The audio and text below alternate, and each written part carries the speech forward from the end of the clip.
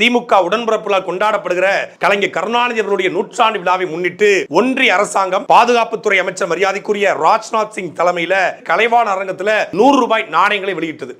நயமிக்க தலைவருக்கு நாணயத்தை வெளியிட்டிருக்கிறது ஒன்றிய அரசு என்று முதலமைச்சர் ஐயா ஸ்டாலின் அவர்கள் புகழாரம் சூட்ட, சமூக நீதி காத்த தலைவருக்கு நாங்கள் நாணயத்தை வெளியிடுவதில் பெருமை அடைகிறோம் என்று ராஜ்நாத் சிங் அவர்கள் புகழாரம் சூட்ட இந்த நிகழ்ச்சி சிறப்பாக நடந்து முடிந்தது. இந்த நிகழ்ச்சியில அண்ணாமலைய ஸ்டாலின் அவர்கள் பார்க்க, உதயநிதி ஸ்டாலின் அண்ணாமலையை பார்க்க, ராஜ்நாத் சிங்கும் ஸ்டாலின் அவர்களும் இணக்கமாக பேசிக்கொள்ள மாண்புமிக்க அரசியல் தமிழ்நாட்டில் தோற்றுவிக்கப்பட்டிருக்கிறது. இதான்பா உண்மையான நேர்மையான அரசியல், மாற்றான் தோட்டத்து மல்லிகைக்கு மனமுண்டுங்கிற அண்ணாவினுடைய அரசியல் என்று உடன்பிறப்புகள் எல்லாம் புலங்காயுதம் அடைந்து இந்த வேளையில இப்ப தெரியுதா திமுகவோட உண்மையான முகம் தெரியுதா? ஆரியமும் திராவிடம் ஒண்ணு கூடிச்சா, திமுகவும் பாஜகவும் ஒண்ணு கூடிச்சா, உண்மையான பாஜகவோட பிடிஎம் திமுக தான் அப்படின்னு எதிர்கட்சிகள் எல்லாம் குற்றச்சாட்டை வைத்துக் கொண்டிருக்க, இந்த நாணயம் வெளியிடுவதுடைய பின்னணி என்ன? கலைஞர் நூற்றாண்டு நாணயத்தை வெளியிட்டது மத்திய அரசா மாநில அரசா?